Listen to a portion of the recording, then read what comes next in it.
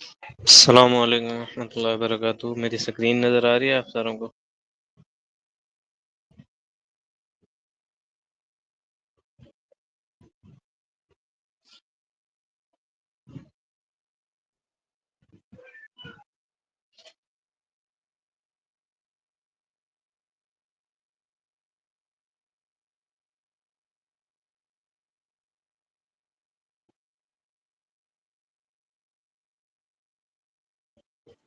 वालेकुम अस्सलाम वरहमतुल्लाहि वबरकातुहू। जी नज़र आ रही है। सही।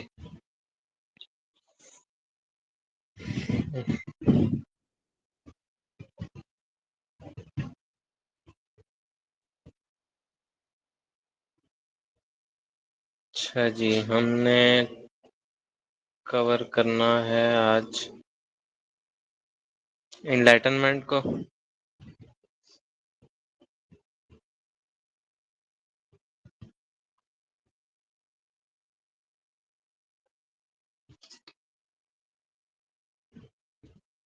सही।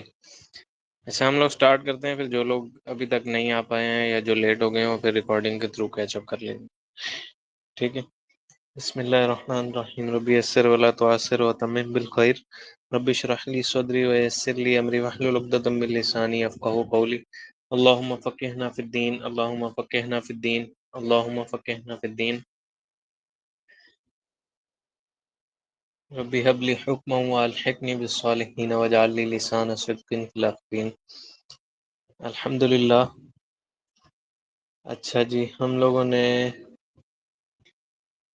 आज का सेशन हमारा लास्ट सेशन है। की ऑफ पजल है हमारा लास्ट का सेशन। इससे पहले हम लोगों ने 6 सेशंस किए मजीद नॉलेज एक्विजिशन की पूरी वर्कशॉप के अंदर।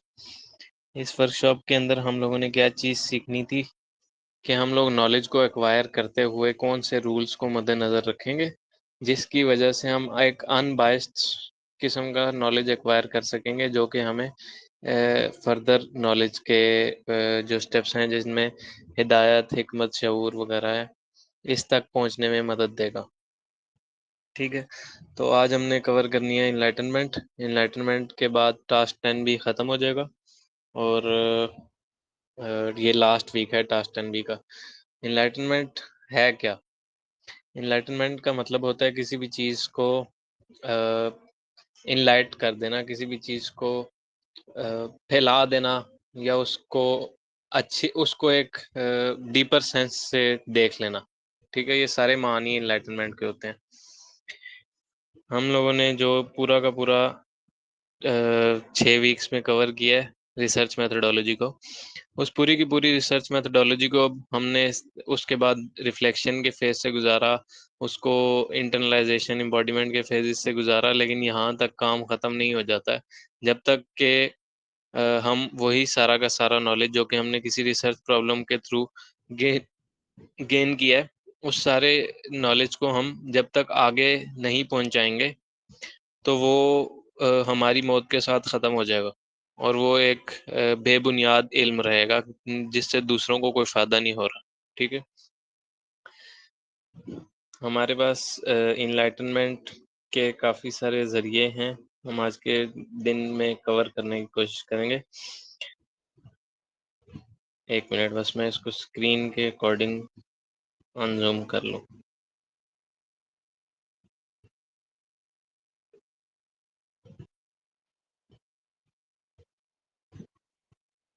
हमारे पास ना इनलाइटनमेंट 2 किस्म की होती है हमेशा।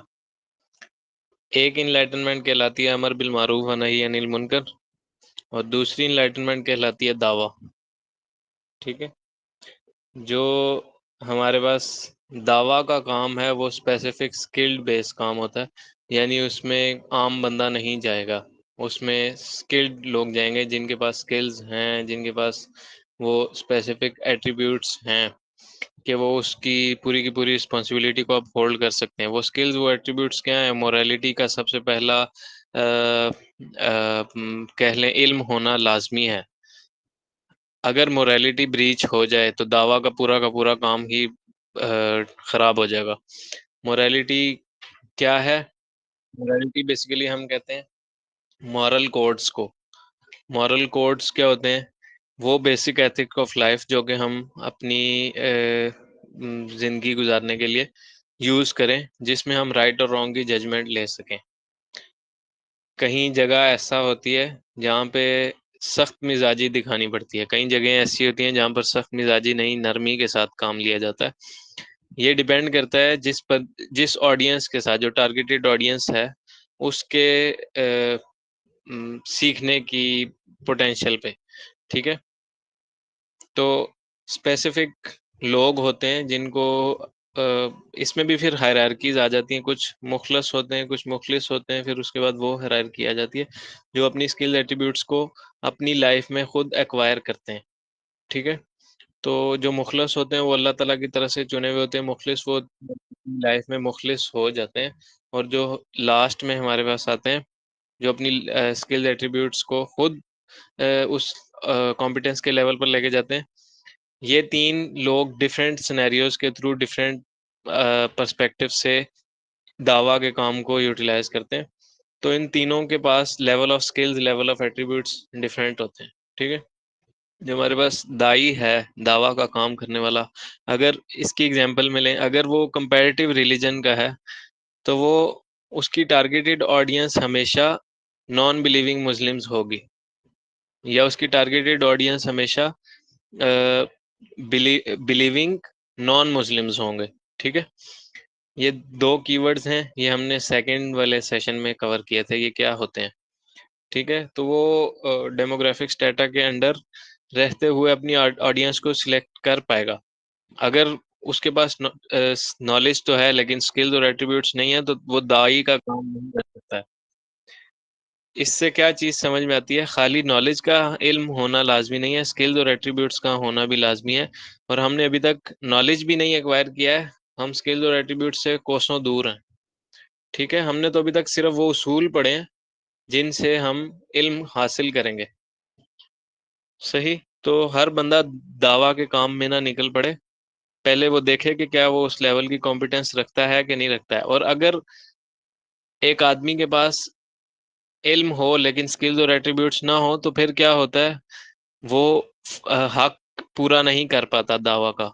और जब एक आदमी हक पूरा नहीं कर पाता तो इनजस्टिस क्रिएट होता है, इनजस्टिस की वजह से फसाद फैलता है। ठीक है, उस स्पेसिफिक लोगों को प्रैक्टिकलिटी के फेजेस के थ्रू, स्पेशली जो रिफ्लेक्शन के फेज होते हैं, ट्रैकिंग के फेज होते हैं, इसके अलावा इनलाइटनमेंट, एम्बॉडीमेंट, इन सारे फेजेस से बार बार गुजरना पड़ता है ताकि वो अपने अंदर लीडरशिप पोटेंशियल को जनरेट कर पाए, और फिर वो जाके स्किल्स और एट्रीब्यूट्स की कॉम्पिटेंस गेन करने के बाद दाई का काम पूरा करें। ठीक है, एकदम से दावा का काम नहीं स्टार्ट कर सकते कोई भी बंदा। इसके बरक्स जो हमारे पास अमर बिल मारूफ व नही अनिल मुनकर है ना, इसके लिए हमें दाई होना जरूरी नहीं है। दावा का काम किए बगैर भी हम अमर बिल मारूफ व नही अनिल मुनकर कर सकते हैं। इसका मतलब क्या है इस बात का, इस बात का मतलब यह है कि हम अपनी अपनी लाइफ में जितनी जितनी हम लोगों को अथॉरिटी गिवन है अल्लाह ताला की तरफ से, या जितनी जितनी अथॉरिटी हम लोगों ने अपनी लाइफ में अक्वायर की है, उस अथॉरिटी की बेस पर हम पर एक रिस्पॉन्सिबिलिटी ऐड होती है। उस रिस्पॉन्सिबिलिटी को अगर हम फुलफिल नहीं करेंगे तो क्या होगा, हम हक के मीनिंग को सही से पूरी तरह से अंडरस्टैंड नहीं कर पाए। हक का मीनिंग क्या होता था, राइट्स और रिस्पॉन्सिबिलिटीज का बैलेंस। ठीक है, तो हम जब तक हक के मानी को सही से नहीं समझ पाए हैं, तो हम इनजस्टिस ही कर रहे हैं हक के मानी के साथ। वो रिस्पॉन्सिबिलिटी क्या है, वो अमर बिल मारूफ व नही अनिल मुनकर की रिस्पॉन्सिबिलिटी है। हम लोग को, हर बंदे को, कुल्लुकुम रायुम मसूला, हदीस है ना, हर बंदे को अपनी रियाया के बारे में सवाल किया जाएगा। वो रियाया कौन सी है, कोई आदमी कहे कि मैं तो हूँ ही सिंगल पर्सन, इस कॉन्सेप्ट को हम पिछले वाले सेशंस में कवर करके आ चुके हैं कि जो बंदा अकेला है उसके ऊपर भी रियाया है। कौन सी रियाया है, उसका अपना जिस्म, उसकी रूह, उसका कल्ब, उसका दिमाग, उसके सारे आज़ा, उनको अल्लाह की राह में लगाना उसके ऊपर फर्ज है, वो रिस्पॉन्सिबिलिटी है। ये ब्लेसिंग्स जितनी भी अता की गई हैं इंसान को, ये सोर्स ऑफ टेस्ट ट्रायल्स हैं। ठीक है, तो हर बंदे को एक स्पेसिफिक लिमिट ऑफ पावर अता की गई है। अब वो पावर दो किस्म की होती हैं, सॉफ्ट पावर होगी या फिर हार्ड पावर होगी। सॉफ्ट पावर का मतलब क्या है, हार्ड पावर का मतलब क्या है? हार्ड पावर हमारे पास स्ट्रक्चर्स की फॉर्म में होती है, इंतजामिया, इदारा, अथॉरिटी, इस टाइप के वर्ड्स आप लोग को सुनने में आएंगे, जिसकी वजह से रिजल्टेंटली हमारे पास क्या जनरेट होते हैं, ऑर्गेनाइजेशंस जनरेट होती हैं, बिजनेसेस जनरेट होते हैं, फाइनेंशियल स्ट्रक्चर जनरेट होते हैं, हमारे पास पॉलिटिकल स्ट्रक्चर जनरेट होते हैं, इसके अलावा हमारे पास गवर्नमेंट सिस्टम जनरेट होते हैं, वेलफेयर के सिस्टम्स जनरेट होते हैं, ठीक है। सॉफ्ट पावर इसके बरक्स क्या है?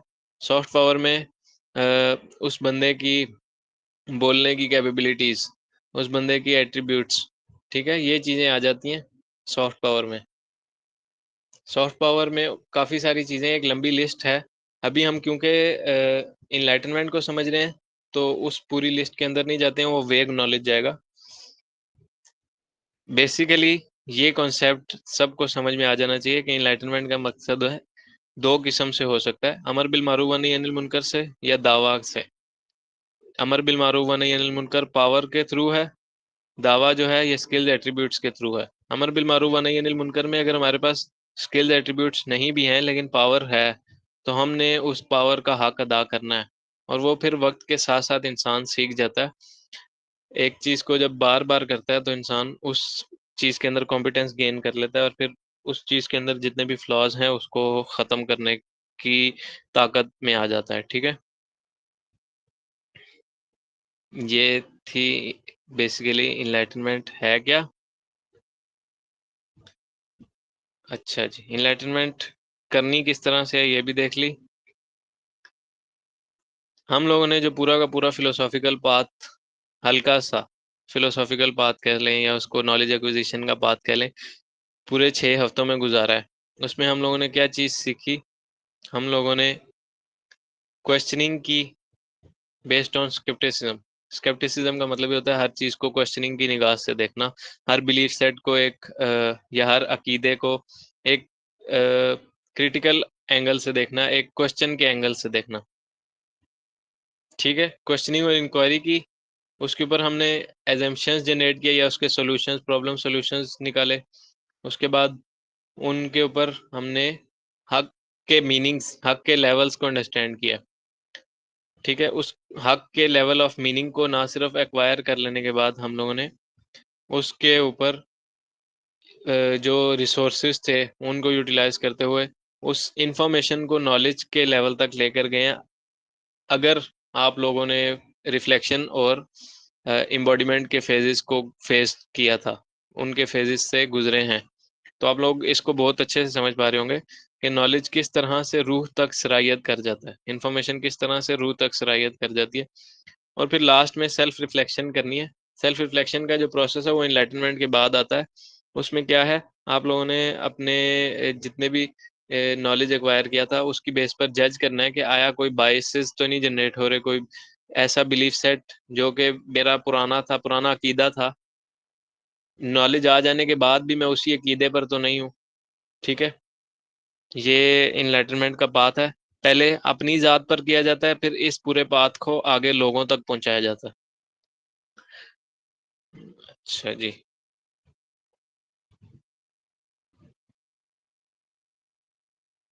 अच्छा, इसमें मेन चीज ये है आप लोगों ने नोट करना है, हिकमत के तकाजे पूरे करते हुए आप लोगों ने शेयरिंग और टीचिंग करनी है। जब तक हिकमत के तकाजे नहीं पता कि हिकमत होती क्या है, हिकमत क्यों और कब यूटिलाइज की जाती है और किस सिनेरियो में किस तरह की हिकमत लगेगी, तो दावा के काम में हमेशा फसाद होगा। अमर बिल मारूफ व नही अनिल मुनकर में हमेशा फसाद जनरेट होगा। उस फसाद से बचने के लिए पहले प्रॉपर शेयरिंग और टीचिंग से पहले प्रॉपर विजडम का होना लाजमी है, ठीक है। हिकमत का होना लाजमी है। वो हिकमत कैसे आती है? वो हिकमत बार बार एक चीज करने से आती है। जिस तरह सबर किसी आदमी ने नबी पाक सल्लल्लाहु अलैहि वसल्लम से पूछा था, एक सहाबी ने, कि हम सबर किस तरह से आएगा, नबी पाक सल्लल्लाहु अलैहि वसल्लम ने फरमाया कर करके, ठीक है। तो इस तरह विजडम भी विजडम के पाथ पर चल कर आएगी।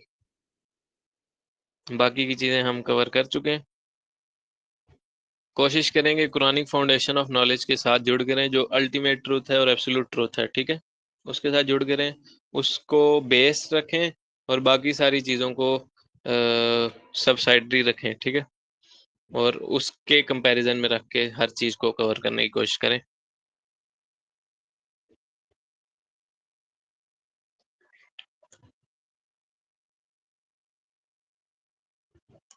अच्छा, हमने ना अभी तक क्या चीज कवर की है? हमने इनलाइटनमेंट को समझा, इनलाइटनमेंट है क्या।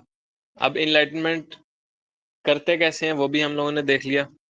हमने ये चीज समझनी है इनलाइटनमेंट जरूरी क्यों है। इनलाइटनमेंट की जरूरत इसलिए है कि अगर हम लोग जितना भी अपना रिसर्च, अपनी लॉक की हुई रिसर्च, अपनी फाइंडिंग्स आगे नहीं पहुंचाएंगे या पब्लिश नहीं करवाएंगे या उसको उसकी डीम्ड कह लें पोजीशन नहीं देंगे, तो वो अपने वक्त के साथ नापैद हो जाएगी। कितने ही स्कूल ऑफ थॉट्स थे, मजहब, अरबी में स्कूल ऑफ थॉट को कहा जाता है मजहब। कितने ही मजहब थे, जिस तरह मजहब हनफिया है ना, मजहब मालिकिया, मजहब शाफई, इस तरह कितने ही मजाहिब थे, कितने ही स्कूल ऑफ थॉट्स थे जो कि वक्त के साथ नापैद हो गए।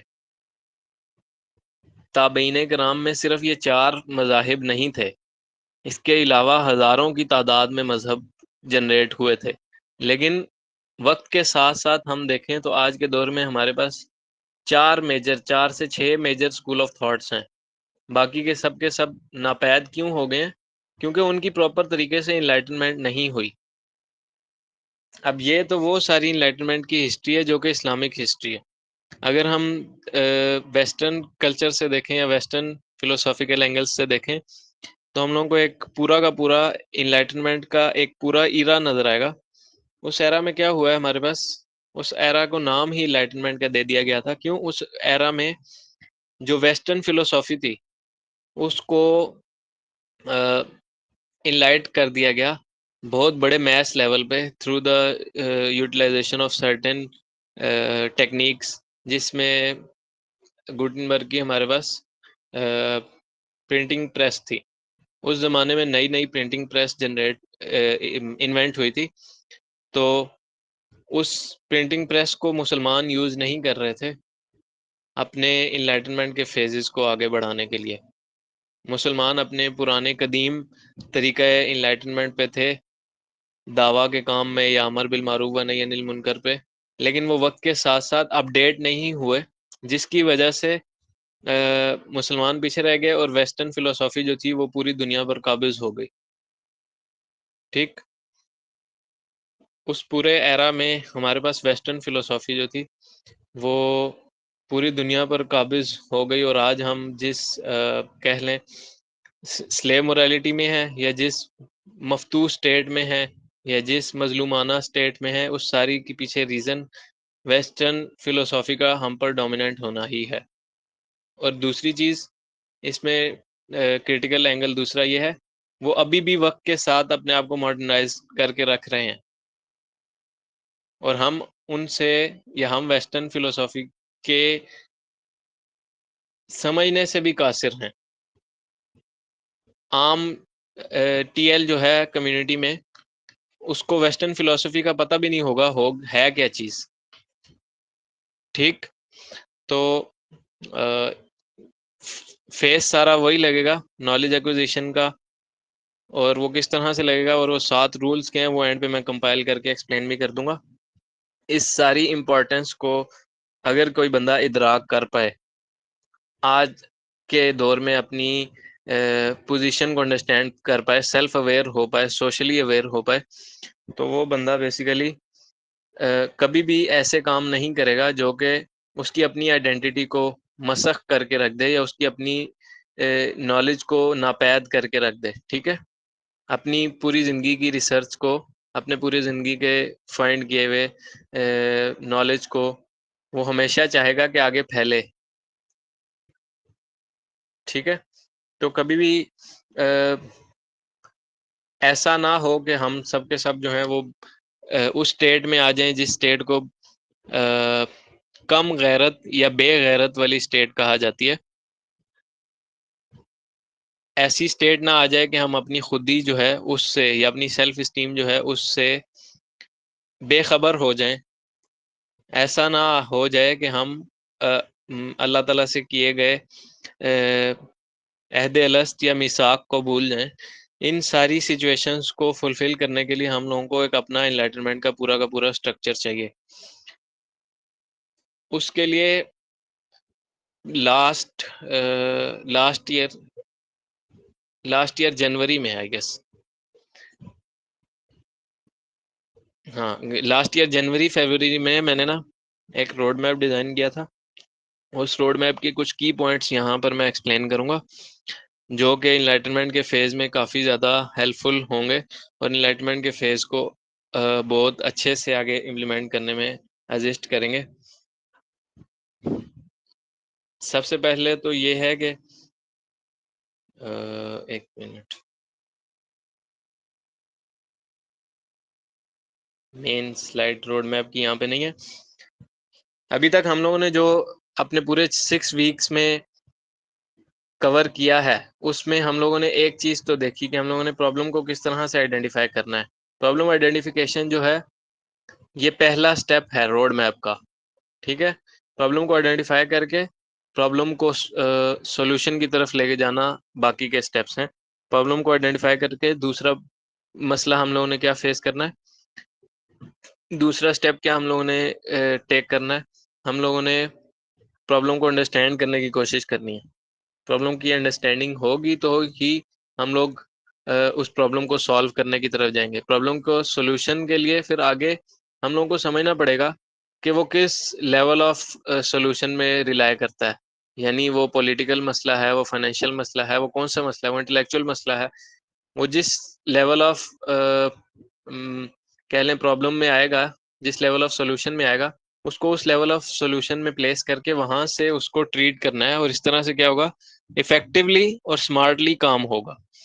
अच्छा, प्रॉब्लम की आइडेंटिफिकेशन हम लोग किस तरह से करते हैं? हमेशा कोई भी प्रिवेलिंग प्रॉब्लम होगा, उसमें सबसे पहले देखा जाता है सिम्टम्स क्या आ रहे हैं, ठीक। उस सिम्टम्स को देखा जाता है। ऐसा पहले हिस्ट्री में तो कभी नहीं हुआ।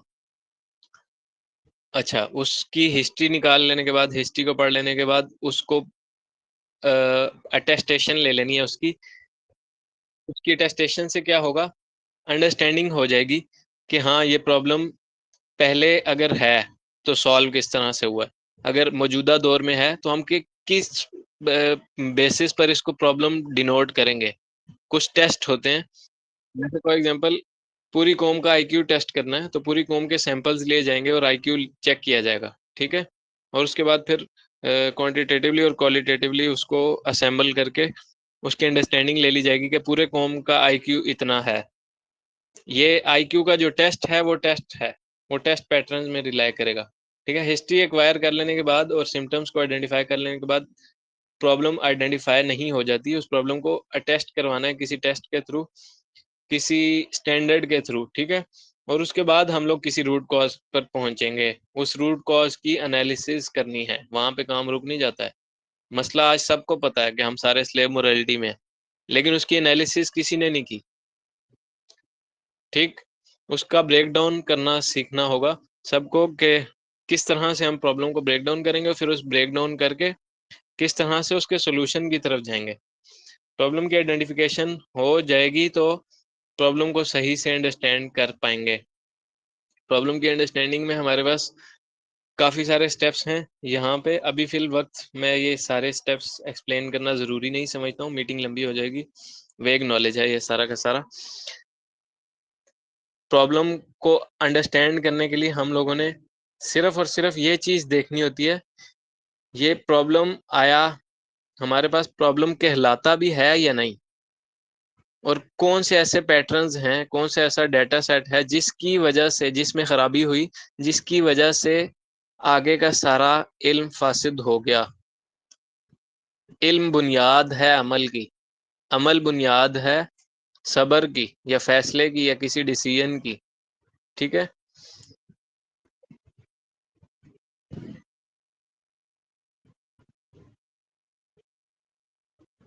ठीक है, हम आगे चलते हैं।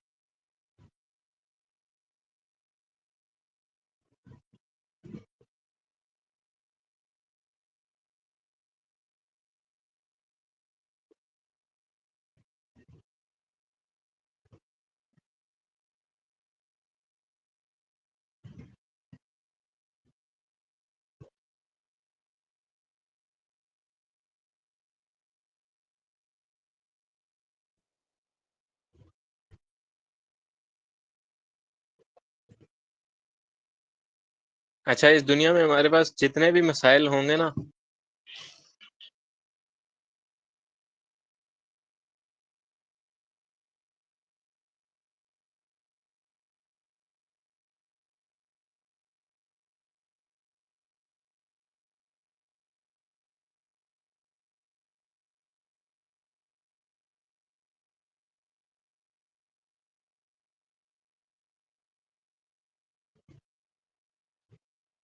इस दुनिया में हमारे पास ना जितने भी मसाइल होंगे ना, वो हमेशा दो ही कैटेगरीज के अंदर फॉल करेंगे। ये चीज हमेशा याद रखिएगा। या तो वो इल्म का फसाद है या फिर वो अमल का फसाद है। ठीक है। या वो इल्म में कमी हो रही है जिसकी वजह से स्पेसिफिक किस्म का रिस्पांस नहीं प्रोड्यूस हो रहा, या फिर वो अमल में कमी है जिसकी वजह से वो स्पेसिफिक रिस्पांस प्रोड्यूस नहीं हो पा रहा।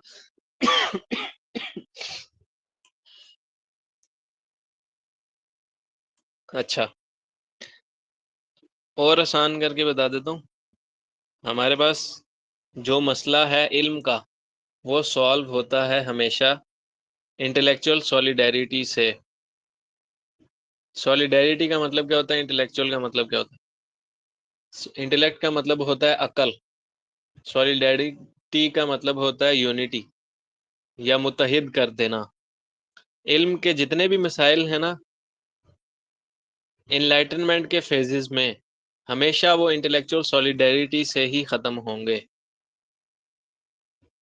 कभी भी ऐसा नहीं होगा कि एक आदमी की पूरी रिसर्च है और वो नापैद हो जाए अगर वो सॉलिडेरिटी की शेप में आ जाएगा। ठीक है, एक स्ट्रक्चर की शेप में आ जाएगा।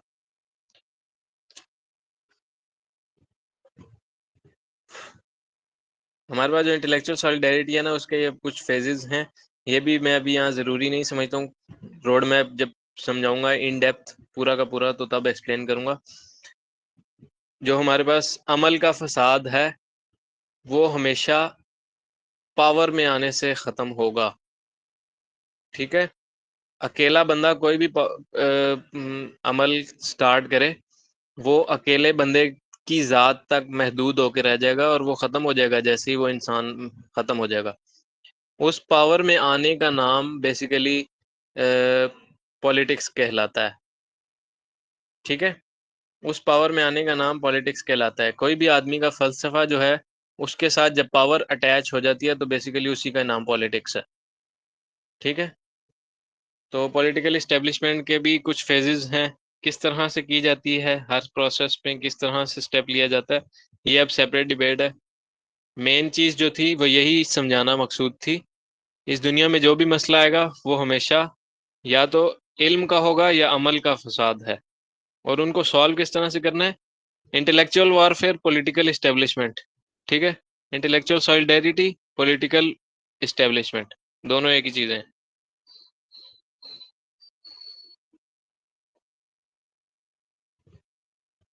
बाकी की चीज़ें वेग नॉलेज है, टाइम निकल जाएगा।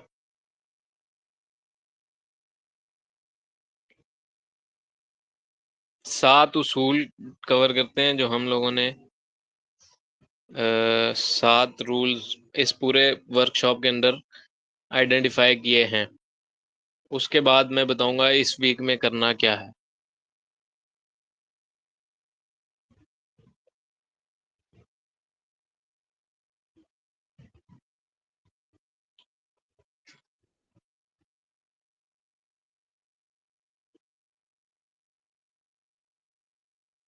दुनिया के किसी भी कोने में चले जाएं, कहीं से भी इल्म एक्वायर करना ना, हमेशा यही 7 रूल लगेंगे। ठीक है। और ये अदब के दायरे को मलहूज़ खातिर रखते हुए होंगे हमेशा।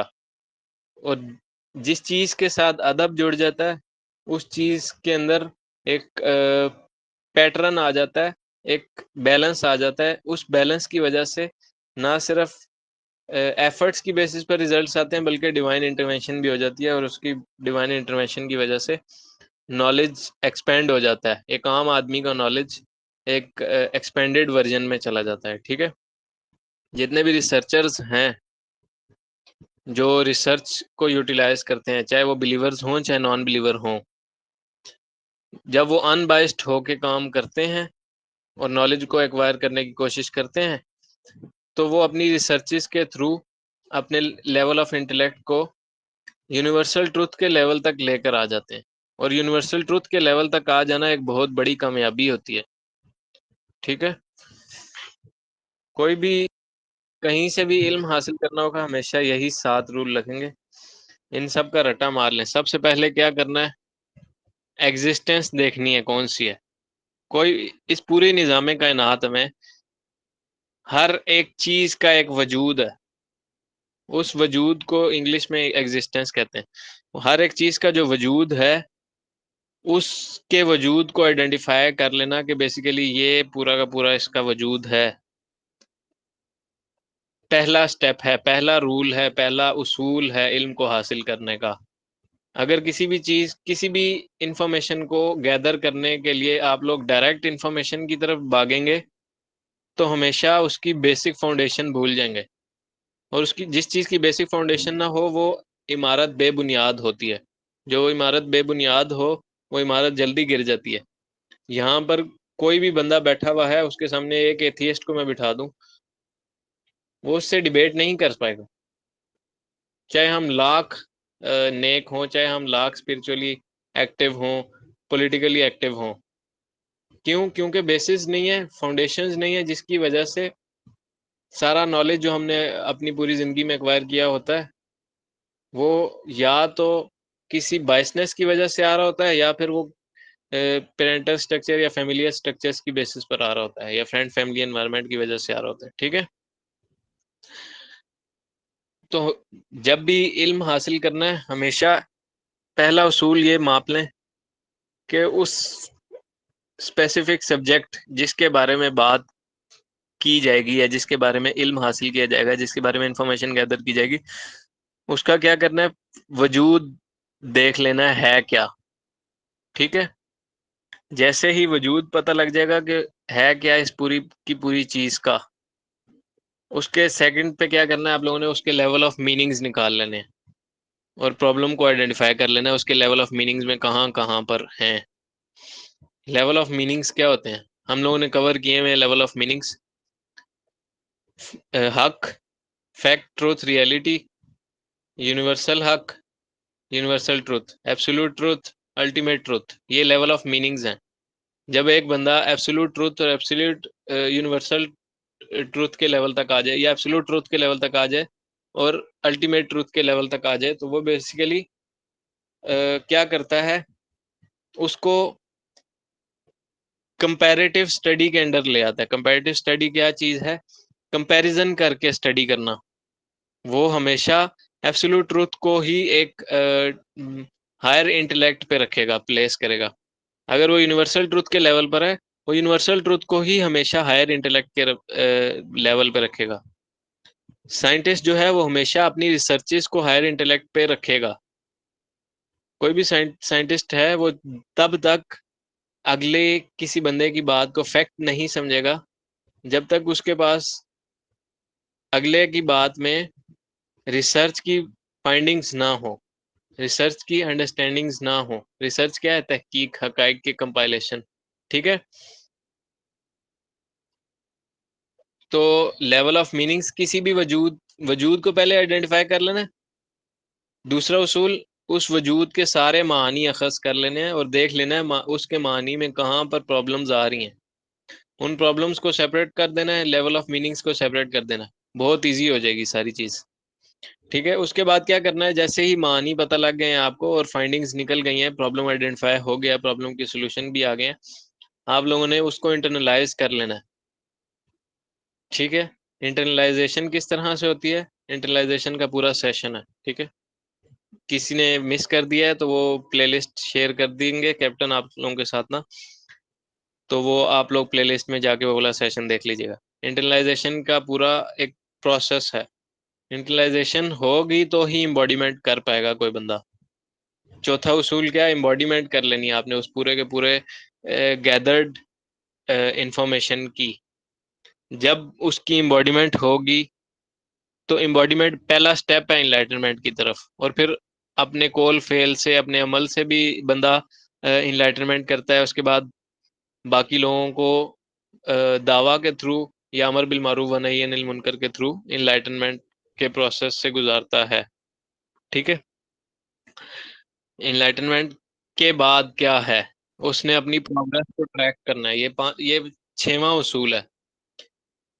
प्रोग्रेस को ट्रैक करना है कि मैंने इल्म हासिल करने से पहले और इल्म हासिल करने के बाद, या इंफॉर्मेशन आ जाने से पहले, इंफॉर्मेशन आ जाने के बाद किस लेवल ऑफ अंडरस्टैंडिंग को एक्वायर किया है, कितना फायदा हुआ है। और ना सिर्फ ये, बल्कि जो हायर पर्पसेस हैं वजूद के, आया मैं उसके साथ राइट वर्सेस रिस्पॉन्सिबिलिटीज का बैलेंस जनरेट कर रहा हूँ, जस्टिस कर रहा हूँ कि नहीं कर रहा हूँ, ये इस चीज का ट्रैक करना। इसके साथ साथ रोड मैप का ट्रैक रखना कि जो मुझे खलीफतुल अर्द की पोजीशन अता की गई थी, क्या मैं उस पोजीशन के साथ हक पर हूं कि नहीं हूं, और कितना अक्वायर कर चुका हूं। इस चीज को कहते हैं प्रोग्रेस ट्रैकिंग। ठीक है, ये 6वां उसूल है। ये 6 उसूल यूटिलाइज करने के बाद लास्ट पे क्या करना है आप लोगों ने, रिफ्लेक्शन करनी है। रिफ्लेक्शन क्या होती है, जो चीज कमी कोशी रह गई, कमी कुताही रह गई, कोई बीच में ऐसी चीज, पूरे इन 7 इन 6 के 6 उसूलों के बाद भी, नॉलेज को एक्वायर करने के बाद, इंफॉर्मेशन में कन्वर्जन के बाद भी अगर कोई कुताही रह गई है, तो उस पर आड़ के या जिद लगा के नहीं बैठ जाना है, या उस पर तकब्बुर नहीं अखबार कर लेना है। जो इंसान का इल्म है वो इवॉल्व होता है, लेकिन उन लोगों का इवॉल्व होना बंद हो जाता है जो अपने इल्म को हतमी नजरिया दे दें, हतमी लेवल ऑफ मीनिंग्स कह दें।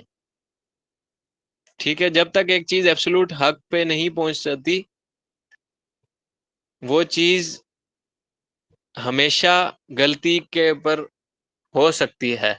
ठीक है, और जो चीज गलती पर हो सकती है, जिस चीज में गलती की गुंजाइश है, उसके अंदर अमेंडमेंट्स, उसके अंदर चेंजेस की भी गुंजाइश है। सिर्फ एक अल्लाह ताला की ज़ात ऐसी है, अल्लाह ताला का कौल, अल्लाह ताला का फेल ऐसा है जो कि गलती से पाक है। तो अगर हम अल्लाह ताला के कुरान को फॉर एग्जांपल रिसर्च करें, तो वो रिसर्च जो हमने कुरान पाक पर की है, वो रिसर्च हमारी अपनी सोच पर मबनी है। हमारी सोच आज कुछ है, कल कुछ हो जाएगी। ठीक है, इवॉल्व हो जाएगी। तो अगर हम अपनी सोच को इवॉल्व नहीं करेंगे, तो क्या होगा, हम लोग गलती पर हो सकते हैं, हमारे ज़ात में गलती की गुंजाइश पा सकती है। तो रिफ्लेक्शन के फेज से गुजरने के बाद क्या होगा, उस 6 के 6 उसूलों में जो कि पीछे अक्वायर किए होंगे, उनके ऊपर एक रिलायबिलिटी नहीं जनरेट कर देंगे आप लोग, उनके ऊपर हमेशा एक क्रिटिकल एंगल से देखेंगे। ठीक है, जिसकी वजह से पूरा एक टाइम स्पैन जो गुजारा होगा, चाहे 1 माह गुजारा है, चाहे 1 वीक गुजारा है, 1 दिन लगा के किसी ने कोई रिसर्च की है, उसको इम्बॉडी किया, इंटरनलाइज किया है, इनलाइटन किया है, उसकी प्रोग्रेस भी ट्रैक कर ली, उसके बावजूद उसने अपनी गलती देख ली, तो ये चीज रिफ्लेक्शन कहलाती है। ठीक है, तफक्कुर।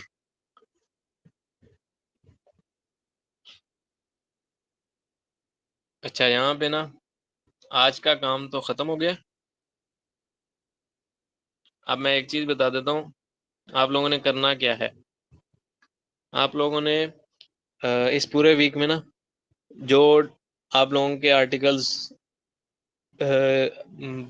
बनाने का, लिखने का एक मॉक एक्टिविटी असाइन की गई थी आप सबको, वो सब के सब ने वो आर्टिकल्स कोशिश करने हैं, जिन जिन के रह गए हैं वो सबमिट करवा दें, और जिन जिन के आ गए हैं वो अभी तक मुझे टाइम नहीं मिला है, वो मैं इंशाल्लाह कल पूरे हर ग्रुप के जितने भी आर्टिकल्स थे, 4 4 हर ग्रुप को असाइन किए थे, वो विजिट करूंगा और देखूंगा कि इसमें कितनी गलती है, कितनी चेंजेस हो सकती हैं, और उसके बाद हम उस सारे के सारे को इनलाइट करने के लिए आईएमएस में पब्लिश करवाएंगे। और ना सिर्फ पब्लिश करवाएंगे, बल्कि जितने भी 82 स्टेट्स हैं, या जितने भी हमारे पास 25 कम्युनिटीज़ हैं, उनमें सर्कुलेट करवाएंगे। और इसके बाद आप लोगों की जो रिसर्चेज हैं इन चारों कैपिटल्स के ऊपर, वो पूरे एमएस में जाएंगी।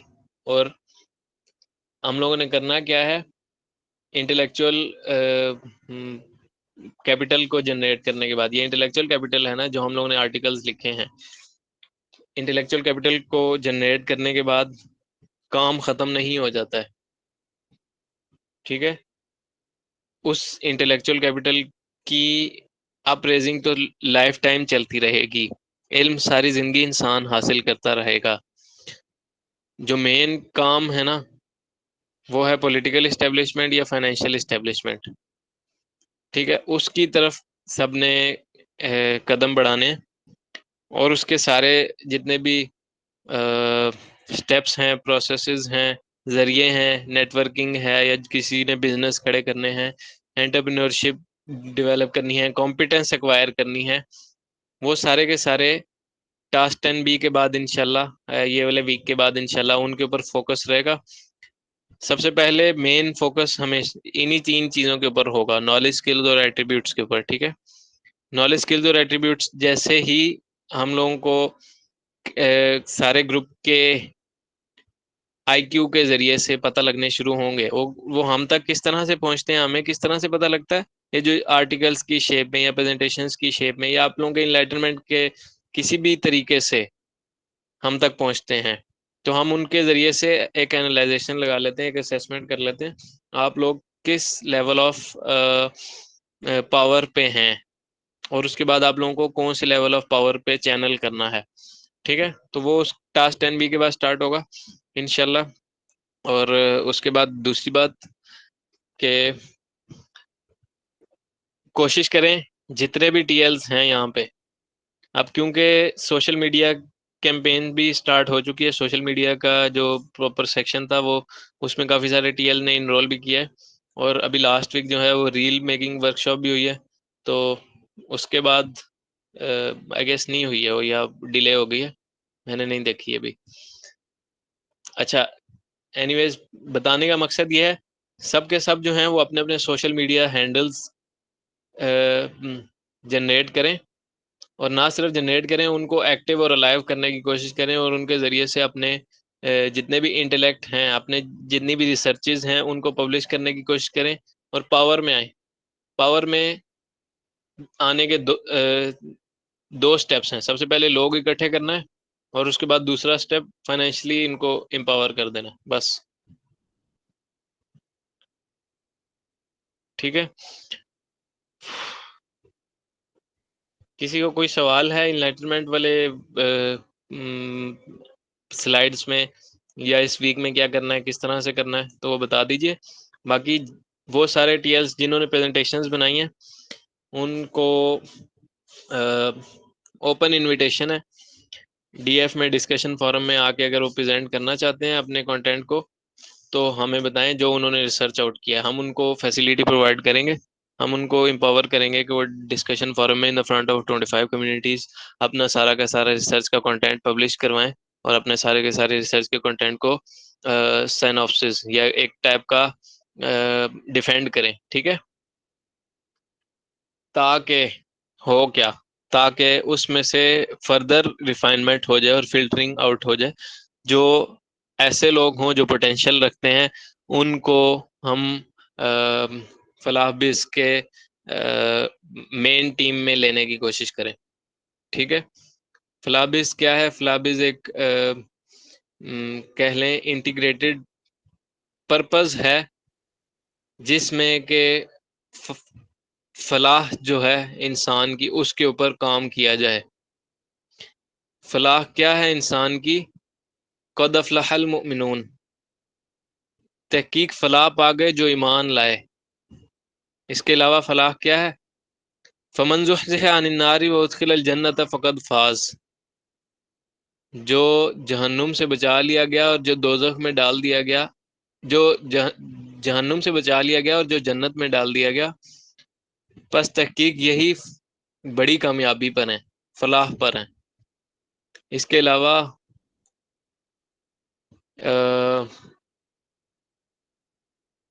क़द अफ़लह मन ज़क्काहा, तहकीक फ्लॉप आ गया जिसने तज़किया किया। तज़किया फिर अब लंबी चीज़ है। इसके अलावा काफ़ी सारी आयात हैं जिनसे हमें पता लग जाता है, कुछ इंडिकेटर्स होते हैं इस दुनिया में रहते हुए पता लग जाता है ये बंदा जन्नती है कि नहीं है। वो इंडिकेटर्स क्या हैं? वो एक बंदे के एक्टिविज्म के सारे इंडिकेटर्स हैं कि एक बंदा किस लेवल ऑफ एक्टिविज्म को शो कर रहा है। तो पूरे जितने भी एमएस हैं ना, इसमें join the activity on what to do, join share experience YouTube during this call.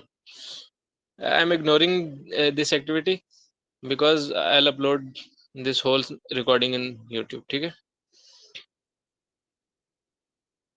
2 people are participating. ठीक है, मैं ज्वाइन कर देता हूँ यहाँ से भी।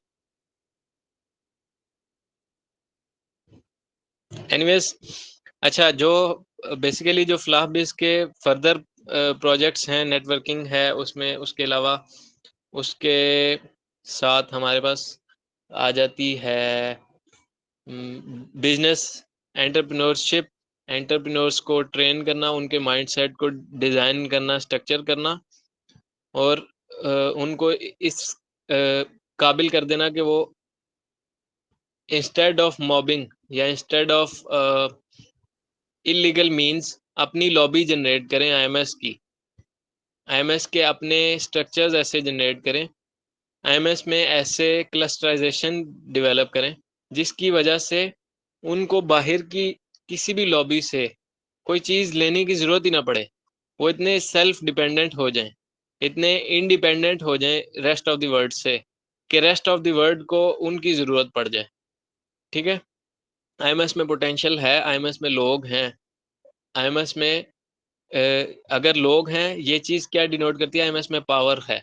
अब वो पावर को क्योंकि चैनलाइज नहीं किया गया, पावर को क्योंकि यूनाइट नहीं किया गया सही से और डायरेक्ट नहीं किया गया, तो ये कुछ रीजंस हैं जिसकी वजह से आईएमएस जो है वो कुछ टाइम से हमारे पास वैसी एक्टिविटी नहीं शो कर पा रहा जैसी होनी चाहिए। कोई भी प्रॉब्लम जो होता है वो बिजनेस का सोल्यूशन होता है, ठीक है, या बिजनेस का पहला स्टेप होता है। एनीवेज, कोशिश मेरी यही रहेगी, आप लोगों में से जितने लोग डीएफ में प्रेजेंट करेंगे और जितने लोग डिजिटल टीम का जो ग्रुप है बना दिया गया है कम्युनिटी के अंदर, उसको ज्वाइन करेंगे, उनके अंदर से फिल्टरिंग कर लूँगा मैं और उनको फाइनेंशियल और पॉलिटिकल स्ट्रक्चर्स के लिए फर्दर शिफ्ट कर दूंगा। बाकी जितने लोग जो कि टीएल्स हैं उनको रिडंडेंटली बार बार इसी नॉलेज एक्विजिशन के फेज से गुजारता रहूंगा आगे जितने के भी टास्क आएंगे, अनटिल एंड अनलेस कि वो नॉलेज एक्विजिशन की सही से डेप्थ ऑफ मीनिंग एक्वायर कर पाए। और वो depth of meaning he basically एक मीन है चेंज का। तो अगर इस पूरी वर्कशॉप के बाद आप लोग सेम उसी लेवल ऑफ मीनिंग पर हैं, सेम उसी लेवल ऑफ अंडरस्टैंडिंग या कॉम्प्रिहेंशन पर हैं, जिस level of comprehension, understanding, meaning या कुछ भी कह लें वर्कशॉप से पहले थे, तो इस अगले आने वाले जितने भी टास्क होंगे उन टास्क में भी सेम नॉलेज एक्विजिशन की ही वर्कशॉप बार बार रिडंडेंटली करवाई जाएगी, फेस करवाई जाएगी। तो बजाय इसके कि उस लूप होल में, उस विशियस लूप में आप लोग सर्कुलेट करें, कॉम्पिटेंस गेन करें। कॉम्पिटेंस गेन करने का बहुत आसान तरीका है, दलील समझें, दलील क्या होती है, हक क्या होता है, ठीक है। कॉम्पिटेंस गेन करें और पावर पकड़ें, बस सिंपल सी एक कह लें आप सबको अनाउंसमेंट है। अब जो बंदे मुझे यहाँ पे एक्टिव नज़र आएंगे उनको मैं उठा लूँगा, फ़िल्टर आउट कर लूँगा। जो मुझे एक्टिव नहीं नज़र आएंगे उनको मैं लीव कर दूँगा। और आगे के जितने भी टास्क होंगे उनमें मेरी कोशिश यही होगी कि हमारे दूसरे कम्युनिटी हेड उबैद भाई जो हैं वो प्रोसेस आउट करें, क्योंकि दो रीज़न्स। सबसे पहली रीज़न, एक तो मैंने यहाँ पे टीम बिल्डिंग के लिए आया था, इस पूरी वर्कशॉप के बाद मैं टीम गैदर करना चाहता था, पहली चीज़। दूसरी चीज़, फ्लाबिस के फर्दर प्रोजेक्ट्स जो हैं वो डिले हो जाएंगे। इसलिए मौके से फ़ायदा उठाएं सारे के सारे लोग। और किसी का कोई क्वेश्चन है तो पूछ लें।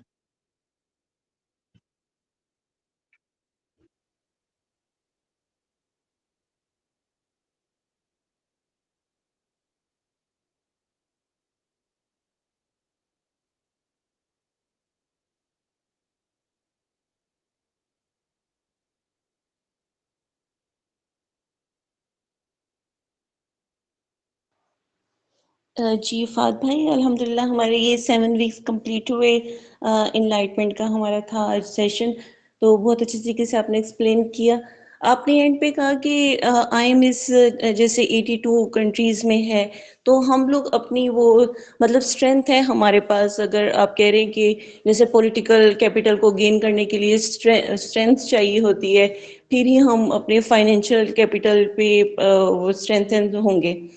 तो हम लोग क्यों नहीं ये एक्वायर कर पा रहे, मतलब पॉलिटिकल पावर भी अपनी और फिर उसके बाद फाइनेंशियल पावर किस तरह हम गेन कर पाएंगे? इस पे प्लीज थोड़ा एक्सप्लेन कर दें। हम आपने दो चीज़ें पूछी हैं, किस तरह से एक्वायर करेंगे वो अलहदा, और क्यों नहीं एक्वायर कर पा रहे हैं वो अलहदा बात है। ठीक है, किस तरह से एक्वायर करेंगे ये बाद में बताता हूँ। क्यों नहीं एक्वायर कर पा रहे हैं? क्योंकि हम लोग डिपेंडेंट हैं। हम लोगों ने अपना तेल साबुन, अपनी परफ्यूम, अपने बेसिक नेसेसिटीज के लिए भी हम डिपेंडेंट हैं किन के ऊपर? जो बना रहे हैं, जो उसकी प्रोडक्शन कर रहे हैं।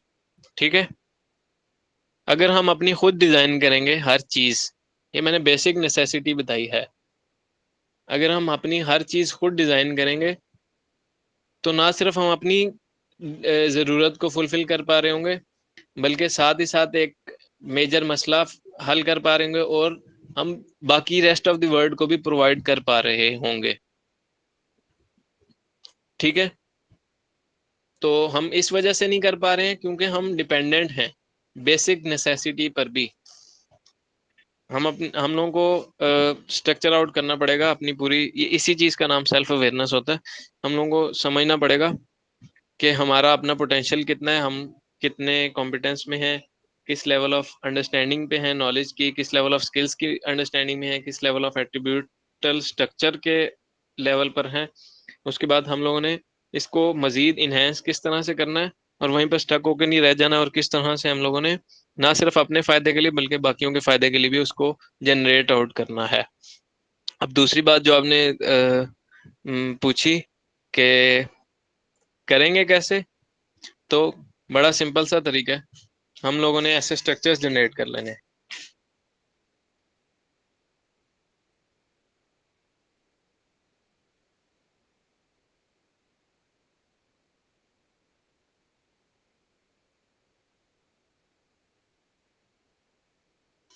अच्छा, हम लोगों ने वो could you give an example of doing the फकर? अच्छा, मैं देता हूँ उसकी एग्जांपल। हम लोगों ने किस तरह से वो स्ट्रक्चर, वो बीच में मुझे थोड़ा काम याद आ गया था, हम लोगों ने किस तरह से वो स्ट्रक्चर्स जनरेट करने हैं। बहुत सिंपल है। हम लोगों ने इंस्टेड ऑफ बीइंग डिपेंडेंट, हम लोगों ने डिपेंडेंसी शो करनी है। हम लोगों ने थोड़ी सी गैरत पकड़ लेनी है और अपने मामलात को खुद संभालने की कोशिश करनी है। ठीक है,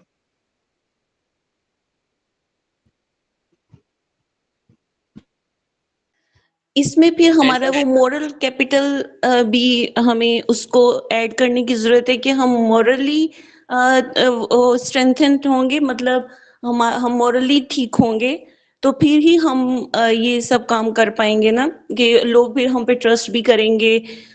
मतलब आप सिर्फ मतलब जैसे आपने साबुन और शैम्पू की ही एक बेसिक एग्जांपल दी है कि वो आपकी प्रोडक्ट बिल्कुल रिलायबल होगी तो कोई आप पे ट्रस्ट करेगा। ठीक है, आप बिजनेस करते हैं किसी के साथ, तो आप लोग आप पे ट्रस्ट करे, आप ट्रस्टवर्दी होंगे तो कोई आप पे आपके साथ बिजनेस करना भी पसंद करेगा। तो इसके लिए हमारी हमारा मोरल कैपिटल भी बहुत हाई होना चाहिए। जी बिल्कुल ऐसा ही है। सबसे पहले तो बाजी का बाजी, आप अपना माइक बंद करना। हाँ, सबसे पहले तो ये चीज समझने की बहुत सख्त जरूरत है कि हम लोग जो नॉलेज एक्विजिशन कर रहे हैं उसके पीछे मकसद क्या है। उसके कोई भी नॉलेज एक्वायर कर रहे हैं उसके पीछे मकसद क्या है? हम लोग हक को समझ सकें, इंसाफ को समझ सकें, राइट वर्सेस रिस्पॉन्सिबिलिटीज के बैलेंस को समझ सकें। और वो चीज आती किस तरह से है? वो चीज हमें हमेशा आएगी ही डिवाइन सोर्स ऑफ इंटेलेक्ट से। Divine source of intellect modern day में कहाँ से मिलेगा हम लोगों को? सीरा से, नबी पाक सल्लल्लाहु अलैहि वसल्लम की सीरा से, नबी पाक सल्लल्लाहु अलैहि वसल्लम के कौल फेल से, नबी पाक सल्लल्लाहु अलैहि वसल्लम की हदीस से, तकरीर से, ठीक है, अल्लाह के कुरान पाक से। और वही चीज हम लोगों के लिए जब हक होगी, जब हम लोग हक की आइडेंटिफिकेशन कर लेंगे, तो हम लोगों को वो राइट एंड रॉन्ग एक्सप्लेन करेगी। और राइट और रॉन्ग की एक्सप्लेनेशन बेसिकली कहलाती ही मोरालिटी है, मॉरल कोड्स का जनरेट हो जाना। ठीक है, तो नॉलेज एक्विजिशन का मेन पर्पस मोरालिटी का कैपिटल डेवलप करना है। हम में से कुछ लोग होंगे जो फाइनेंशियली एम्पावर्ड होंगे, कुछ लोग होंगे जो कि पॉलिटिकली एम्पावर्ड होंगे, कुछ लोग होंगे जो कि स्पिरिचुअली एम्पावर्ड होंगे, लेकिन सब के सब जो है वो मॉरल कैपिटल में होना लाजमी है। बाकी के सारे कैपिटल्स में सबका होना लाजमी नहीं है, स्पेसिफिक लोगों का होना लाजमी है, स्किल्ड लोगों का होना लाजमी है। मॉरल कोड वो है जो कि हर बंदे को जरूरत है, हर बंदे की जरूरत है। ठीक है,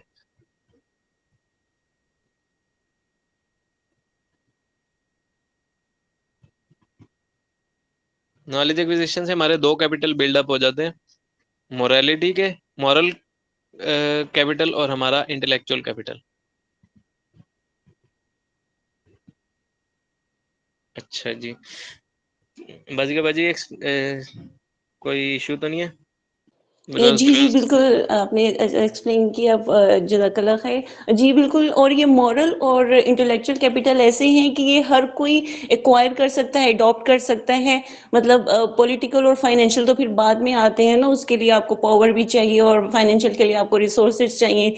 लेकिन ये मॉरल और इंटेलेक्चुअल ऐसे कि ये हर कोई कर सकता है। ये नबी पाक बिल्कुल सल्लल्लाहु अलैहि वसल्लम ने हमें करके दिखाया कि आपके पास कुछ भी नहीं है फिर भी मोरालिटी के वो सब हाईएस्ट पेडिस्टल पर नबी सल्लल्लाहु अलैहि वसल्लम ने हमें शो करके दिखाया कि क्या क्या मोरालिटी होती है। तो हम नबी सल्लल्लाहु अलैहि वसल्लम से ही लेते हैं ना, तो ये हर किसी को करना चाहिए। जी।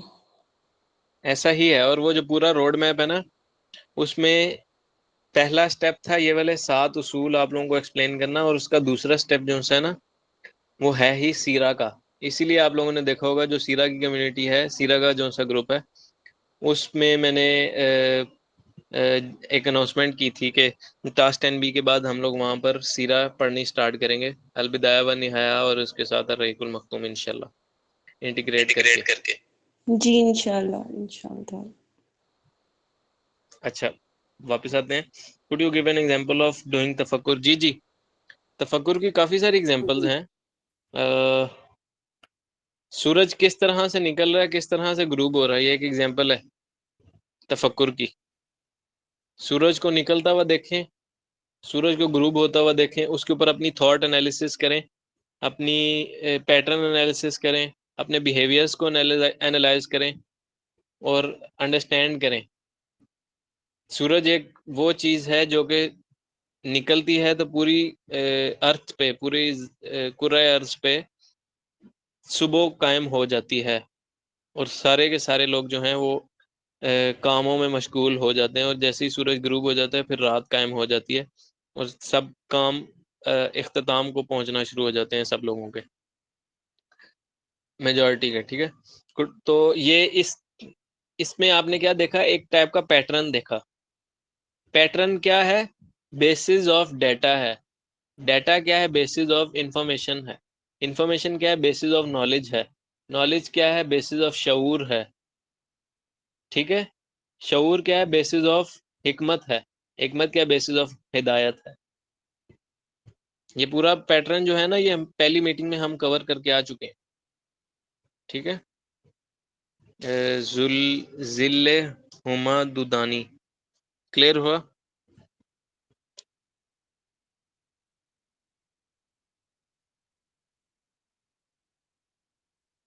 ठीक हो गया। अच्छा, गैरत पकड़ कर क्या करें? गैरत जो है ना वो नुमाइंदगी करती है इंसान के वजूद की, इंसान के मकसद की। गैरत नुमाइंदगी करती है इंसान के खुदी की, उसके अहद अलस्त की, उसके वादा मिसाक की। ठीक है, जो वो मिसाक करके आया था आलम अरवाह में।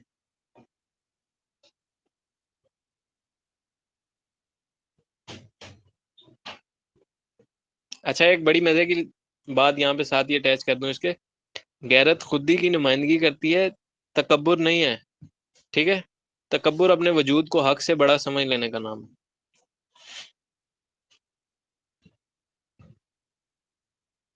क्योंकि कुछ ऐसे सहाबा भी थे ना जिनको अच्छे अच्छे कपड़े पहनना पसंद था, तो उन्होंने नबी पाक सल्लल्लाहु अलैहि वसल्लम से दरियाफ्त किया कि क्या ये तकब्बुर है। तो नबी पाक सल्लल्लाहु अलैहि वसल्लम ने फरमाया था ये तकब्बुर नहीं है। तकब्बुर ये है कि किसी को छोटा जानना या हक बात से इनहिराफ करना।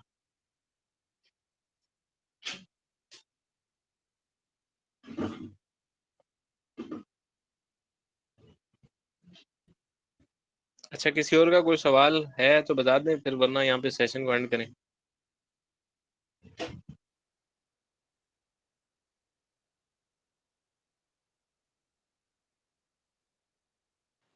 फ़ात भाई, एक बात मैं पूछना चाह रही थी कि आपने बात की ना कि हम लोग डिपेंडेंट रहे हैं दूसरों पे, अभी भी हैं, मतलब इस वज़ह से हम लोग मतलब लो सेल्फ एस्टीम और हर चीज़ में हम लोग लो हैं। तो मुझे लगता है कि हम नॉलेज में भी हम डिपेंडेंट हैं। मतलब आप हमारी स्कूल, कॉलेज, यूनिवर्सिटी की जो सिलेबस देख लें, बुक्स देख लें, तो हम बाहर के ऑथर्स की ही पढ़ रहे होते हैं। तो मुझे तो लगता है हम नॉलेज में भी हम डिपेंडेंट ही हैं। तो हमें खुद अपनी, जैसे हम लोगों का ये वर्कशॉप भी इसी मकसद के लिए चल रही है कि हमें खुद से अपने आर्टिकल्स लिखने चाहिए, खुद से अपनी बुक्स लिखनी चाहिए। तो ये बहुत ज़रूरत है इसकी, तभी हम पावर पकड़ सकते हैं, नॉलेज के थ्रू ही इंशाल्लाह। जी जी, जी सही जी, बात सही की है। बात। ये नॉलेज ही पावर है ना। जी, जी, ऐसा ही है, ऐसा ही है। इंटेलेक्चुअल पावर है। हम ये जो आपने बात की है ना, हमें अपना करिकुलम डिज़ाइन करना चाहिए। इसके ऊपर दो मेरे फ्लाबेस के प्रोजेक्ट चल रहे हैं। एक प्रोजेक्ट जो है वो हमारा है, स्कूल का नाम जहन से निकल गया है। उसके अंदर हम लोग अपना ये लॉन्च करने वाले हैं करिकुलम। ठीक है, स्पेसिफिक स्कूल है, उसके अंदर हम अपना करिकुलम लॉन्च करने वाले हैं। उसके बाद दूसरा जो सा प्रोजेक्ट है वो होम स्कूलिंग का है, वो फुल फेज के साथ अपनी वर्किंग के अंडर है, और उसकी ऑनलाइन प्रेजेंस भी है और एक अच्छी खासी एस्टीम भी बन चुकी हुई है अब तो। यूनिटी ऑफ थॉट के नाम से है अल्हम्दुलिल्लाह, और उसमें काफ़ी सारे बच्चे और काफ़ी सारे नौजवान जो हैं वो बाकायदा उसमें होम स्कूलिंग एक्वायर कर रहे हैं। एनीवेज,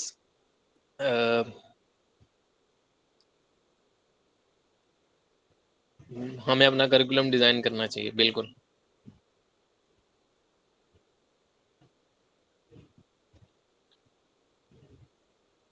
हर बंदे को, यहाँ पर मौजूद हर बंदे को अल्लाह ताला ने, नहीं नहीं, इट्स नॉट अल फजर स्कूल, हर बंदे को अल्लाह ताला ने इतनी कॉम्पिटेंस दी हुई है यहाँ पे अल्हम्दुलिल्लाह। बस उसको समझने की ज़रूरत है, उसको उसका इदराक करने की ज़रूरत है, और इसी चीज़ का नाम सेल्फ अवेयरनेस है। जिसको सेल्फ अवेयरनेस आ जाती है ना, वो स्लेव मोरालिटी से बाहर आ जाता है, पहली चीज़। और दूसरी चीज़, जिसको सेल्फ अवेयरनेस आ जाती है वो इन्फीरियोरिटी कॉम्प्लेक्सेस से, इन्फीरियर साइकोलॉजी से बाहर निकल जाता है।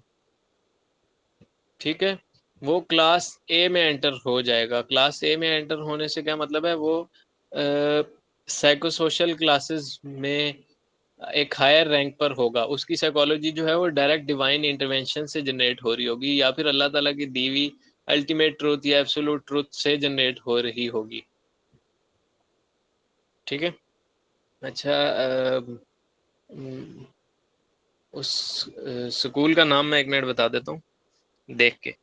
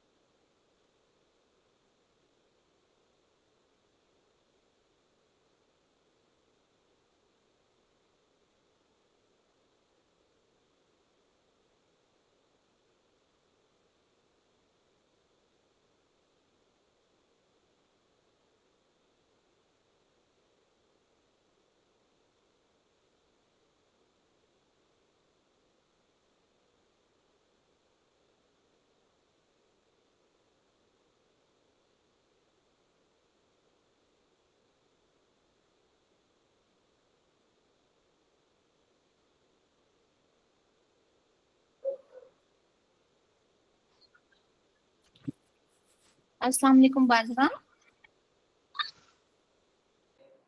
वालेकुम अस्सलाम। शफक बात कर रही जी। जी आपने बात की कैरिकुलम की, तो सॉरी आपकी आवाज क्लियर नहीं आ रही है। तो आपका माइक ऑन है? ओके मैं बंद कर। वो आज आपने बात की ना अभी थोड़ी देर पहले वो कैरिकुलम की ना, तो आज इत्तेफाकी बात है मुझे ये पता चला कि 9th जो क्लास है ना, उसमें मैथ्स उन्होंने टोटल खत्म कर दिया। अब ये हालात हो गए हैं। सॉरी मैं आपकी बात समझी नहीं। आप किसकी बात कर रही हैं? 9th क्लास है। कौन से सिटी की, मतलब ऑल ओवर द पाकिस्तान के किसी स्पेसिफिक प्रोविंस में हो रहा है? कहाँ पर हो रहा है पता नहीं मुझे। पंजाब बोर्ड की बात कर रही है।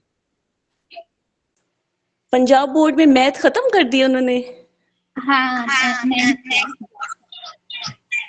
अच्छा मुझे नहीं पता, सॉरी। मैं चलिए कंफर्म करते हैं इसको। मुझे वैसे कोई आइडिया नहीं, मैंने नहीं ऐसी कोई न्यूज़ सुनी। आज ही पता चला। आवाज आ रही है मेरी? जी जी आ रही है आपकी आवाज। अच्छा, मैं बीच में चला गया था। आप लोगों की क्या डिबेट लगी हुई थी यहाँ पे? आप पूछिए। आप सना आप बात कर रही थी, आप फात भाई से कंफर्म कर ले, मुझे आइडिया नहीं है। फात भाई मुझे ना आज ही पता चला कि जो पंजाब बोर्ड है ना, उसमें 9th का की जो क्लास है उसमें मैथमेटिक्स खत्म कर दिया है।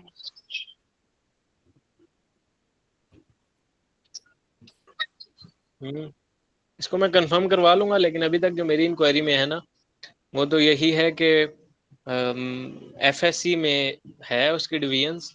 मैट्रिक में तो मैट्रिकुलेशन में तो हमारे पास मैथ पढ़ाई जाती है। इसको फिर भी एक दफ़ा कंफर्म करवा लूंगा। अच्छा जिशान भाई, आपने हैंड रेस किया हुआ है। हाँ वो बीच में क्या हाँ स्कूल, एक तो स्कूल में बता के गया था, यूनिटी ऑफ थॉट है, होम स्कूलिंग है, उसकी सारी सर्विसेज हमारी। जो दूसरा हमारे पास प्रोजेक्ट चल रहा है ना, वो टोस का है, दी ऑर्गेनिक ओरो, दी ऑर्गेनिक एजुकेशन सिस्टम।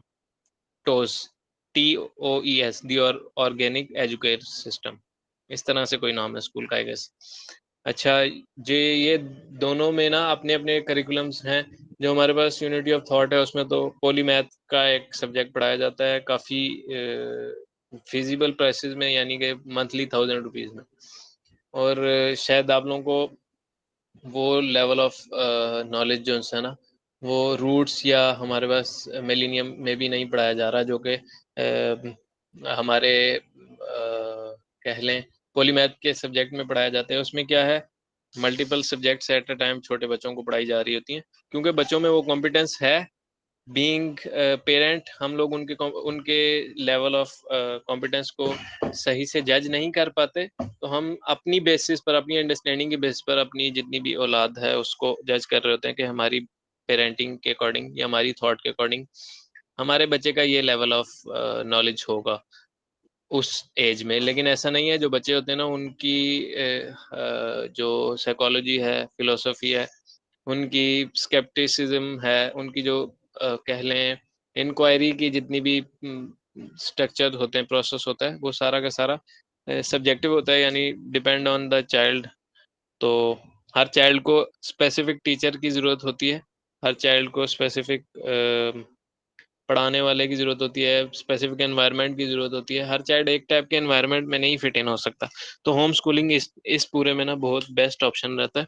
अच्छा, इसमें एक और बात साथ ही बता दूं यहाँ पे, हमारे ना सिर्फ वहाँ पे पॉलीमैथ के कोर्स करवाए। पुराने ज़माने में क्या होता था ना, जो कोई बड़े मुफक्किर होते थे ना, या बहुत बड़े आलिम होते थे, तो उनके नामों के साथ पॉलीमैथ लिखा जाता था। पॉलीमैथ कौन होता है? जो मल्टीपल सब्जेक्ट्स में एक साथ कॉम्पिटेंस रखता है। अच्छा खैर, हमारे यहाँ इस यूनिटी ऑफ थॉट वाले स्कूल में ना सिर्फ पॉलीमैथ पढ़ाई जाती है, बल्कि अरेबिक और इंग्लिश, और इसके अलावा मैथमेटिक्स, इसके अलावा कंप्यूटर, एआई, आर्टिफिशियल इंटेलिजेंस पढ़ाई जाती है। इसके अलावा और क्या चल रहा है आजकल? आजकल समर्स के वर्कशॉप्स चल रहे हैं, रमज़ान आया था, रमज़ान के वर्कशॉप्स चल रहे थे और काफ़ी सारा है।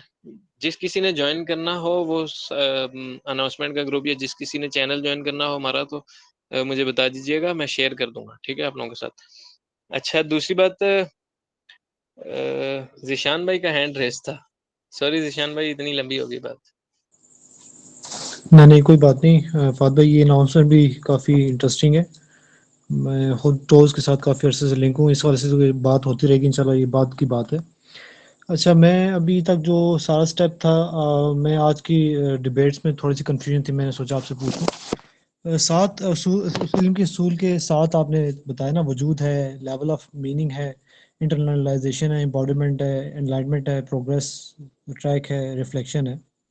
तो ये तो already knowledge of acquisition knowledge में ऑलरेडी आता ही है ना, लेकिन जब आपने बताया कि path to enlightenment, philosophical path to enlightenment ना, तो ये questioning, inquiry, knowledge acquisition, acquire knowledge, self reflection, ये सारा साइकिल जो है इन लार्जली ये दोबारा से रिपीट नहीं हो जाता नॉलेज एक्विजिशन में? मैं इसमें फ़र्क नहीं कर पा रहा इनलाइटमेंट वाली जो पैथ है इसमें और इस पूरी वर्कशॉप के जो पैथ है इसमें फ़र्क नहीं कर पा रहा।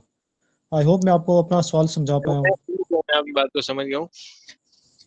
वही चीज़ ही है, वो रिपीट ही होती है, लेकिन वो जो चीज़ एक तक महदूद थी वो फैल के बाकी सारों तक चली जाती है। बस सिर्फ इतना सा फ़र्क है, बाकी सारा सेम ही होता है एनलाइटनमेंट में। और जहाँ तक बात है ना, वो आप कह रहे थे ये सारे इसमें नॉलेज एक्वायर नहीं हो रहा। नहीं, इसमें नॉलेज नहीं एक्वायर हो रहा। यहाँ पे बैठे हुए किसी भी आदमी को मैंने ये नहीं समझाया इस पूरी की पूरी वर्कशॉप में कि हमारे पास फाइनेंशियल या इकोनॉमिक्स को किस तरह से पढ़ा जाता है। मैंने यहाँ किसी बैठे को ये नहीं बताया कि दीनी उलूम में क्या-क्या चीज़ें पढ़नी ज़रूरी हैं, हदीस क्या होती है, उसूलुल कुरान क्या होता है, कुरान पाक क्या है, कुरान पाक की कोई आयत नहीं हमने कवर की, ठीक है? हमने उसूल समझे हैं कि इन सारों की तरफ अगर हमने जाना है, तो वो कौन से ऐसे बुनियादी उसूल हैं जो होने लाज़मी हैं, जिनकी वजह से हम स्मार्टली और फास्टली सारा कुछ कवर कर सकते हैं, ठीक है? इसमें जो डेडिकेटेड या एक कह लें डिज़ायर्ड चीज़ है आप लोगों से, जो कह लें एक्सपेक्ट की जाती है इस पूरे के पूरे वर्कशॉप के बाद, वो यही की जाती है कि आप नॉलेज को सही से अंडरस्टैंड कर सकेंगे। कौन सा ऐसा नॉलेज है जो कि वक़्त की ज़रूरत है और कौन सा ऐसा नॉलेज है जो कि वेग नॉलेज है, लेकिन आप लोग उसको एक्वायर करी जा रहे हैं, करी जा रहे हैं। ठीक है? और उसके बाद इस चीज़ को अंडरस्टैंड कर सकेंगे कौन सा ऐसा नॉलेज है जो कि ज़्यादा ज़रूरत का है, कौन सा ऐसा है जो कि बाद में भी एक्वायर किया जा सकता है। ठीक है? इसकी मैं एग्ज़ाम्पल देख के अपनी बात एक्सप्लेन कर देता हूँ। आप लोग वो वाला सारा नॉलेज भी एक्वायर कर रहे हैं सोशल मीडिया से जो कि वेग नॉलेज है, जिसकी ज़रूरत नहीं है।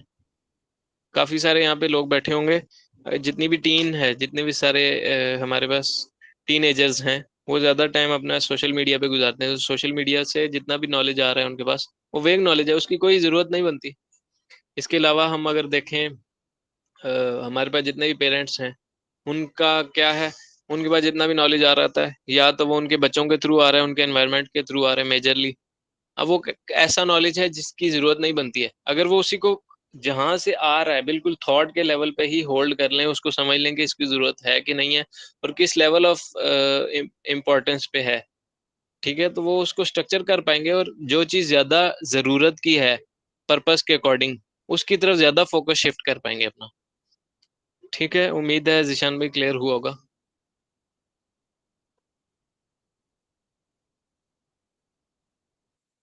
फ़ाद भाई, मैं आपकी बात ये जो है समझ पाया हूँ कि एक इल्मुल नाफ़े है और एक वबाल जान वाला इल्म है। बिल्कुल, बिल्कुल। हमें इसमें फ़र्क करके अपने सर रास्ते की तरफ बढ़ना है ना, इसके लिए नॉलेज एक्विजिशन का इशारा जो मैं समझ पाया हूँ ये सिलसिला हुआ ना।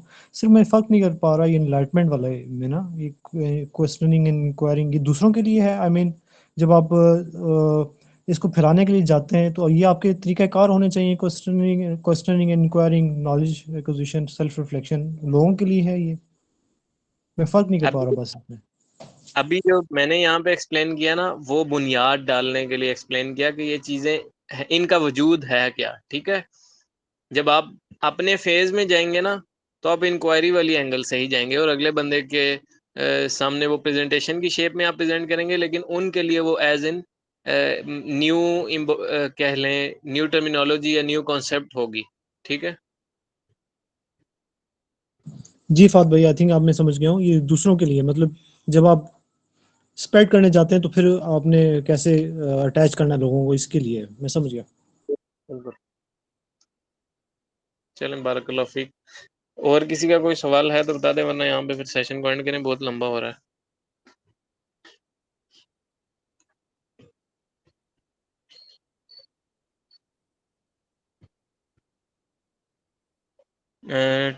ट्यूशन क्या है, स्कूल टोस की क्या स्कूल इंटरनेट पर है? टोस जो है ना वो अभी तक प्रॉपर्ली लॉन्च नहीं हुआ, उसका करिकुलम डिजाइन हो रहा है, उसके रोड मैप्स डिजाइन हुए हैं, उनके ऊपर वर्किंग हो रही है। जो हमारे पास होम स्कूलिंग है ना, वो घर बैठे स्कूल जाए बगैर घर बैठे स्कूल के लेवल ऑफ नॉलेज को एक्वायर करने का एक प्रोसेस है। ये एक कॉन्सेप्ट है जो कि हमारे यहाँ वेस्ट में यूटिलाइज किया जाता है,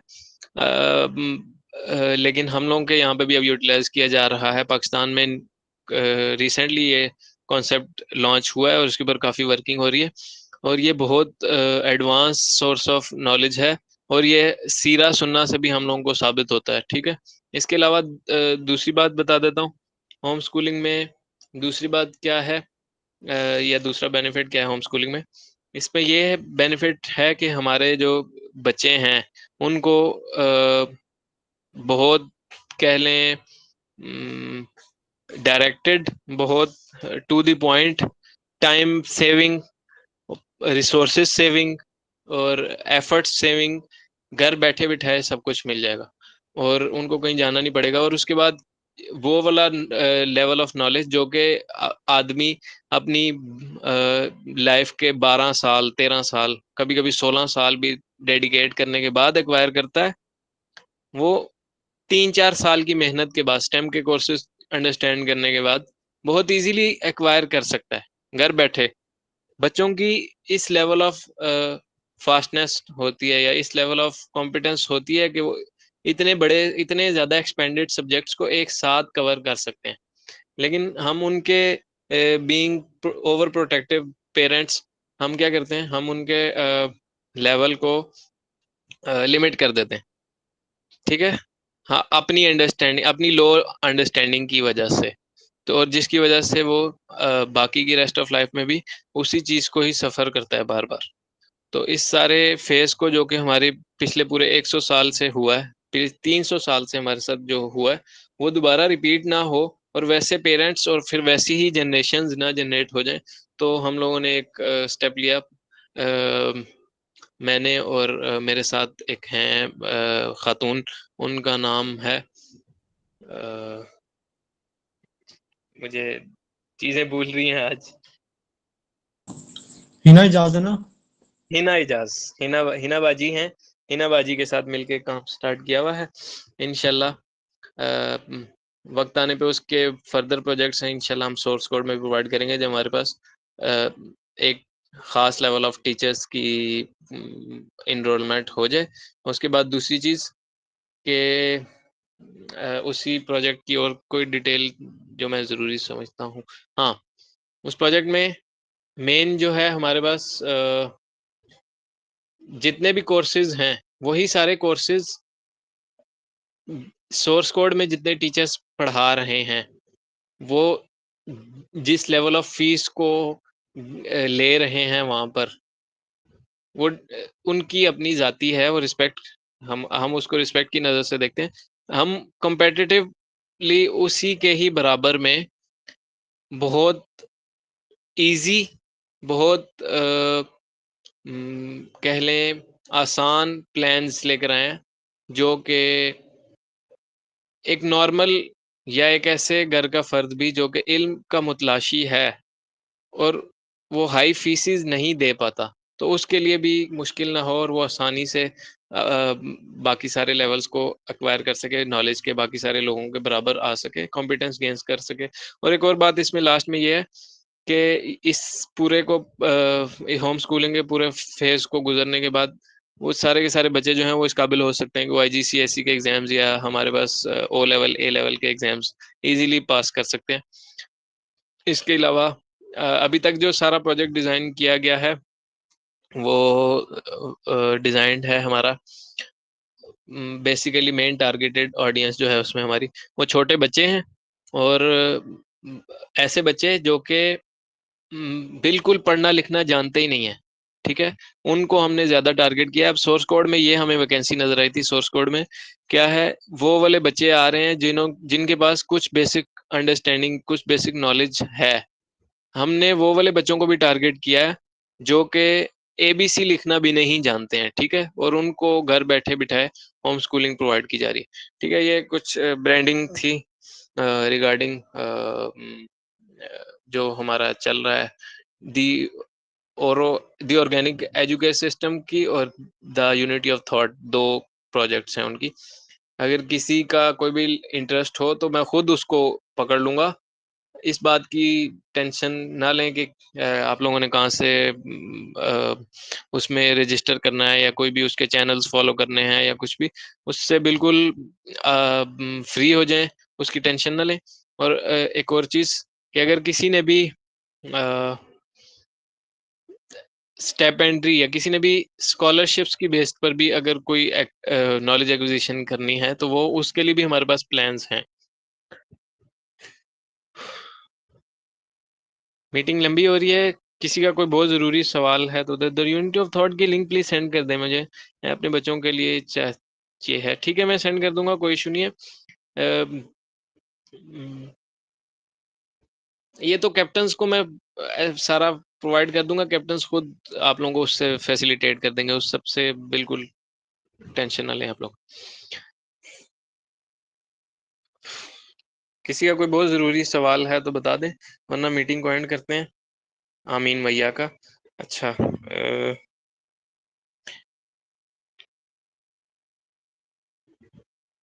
अगर किसी का कोई सवाल बाद में आता है तो बाद में शेयर कर दीजिएगा। मैं एक दफ़ा फिर से रिपीट कर दूँ, जितने भी लोग हैं जो मुझे एक्टिविज़्म में नज़र आएँगे, उनको मैं पकड़ के टीम्स बनवा दूँगा उनकी। उनको फाइनेंशियल कैपिटल के लिए और पॉलिटिकल कैपिटल के लिए पकड़ लूँगा और उनको स्पेसिफिक प्रोजेक्ट असाइन कर दूँगा और वो प्रॉपर पावर स्ट्रक्चर्स जनरेट करना स्टार्ट कर देंगे। और बाकी के जो टीएल्स हैं, जो एक्टिविज़्म नहीं शो कर रहे और जो प्रॉपर काम नहीं कर रहे उनको फिर से नॉलेज एक्विजिशन के फेज़ से गुज़ारूँगा यहाँ तक के वो उनकी थॉट में कन्वर्जन आ जाए। और हमारे पास जितने भी टीएल्स हैं ना, वो बोर हो चुके हैं ऑलरेडी, मैं ये चीज़ नोट कर चुका हूँ कि वो बोर हो चुके हैं, बार-बार प्रेज़ेंटेशन दे-दे के, बार-बार रिसर्च चीज़ से, कंपाइलेशन से। तो प्रैक्टिकल टास्क की तरफ आएँ, मॉडर्न वर्ल्ड में हमें मॉडर्न सॉल्यूशंस की ज़रूरत है। मॉडर्न सॉल्यूशंस जो हैं वो हमारे पास पॉलिटिकल हैं या फाइनेंशियल सॉल्यूशंस हैं। सुब्हानकल्लाहुम्मा व बिहम्दिका नशहदु अल्ला इलाहा इल्ला अंता अस्तगफिरुका व अतूबु इलैक। जी सफिया बाजी, सफिया बाजी आपका हैंड रेज़ है।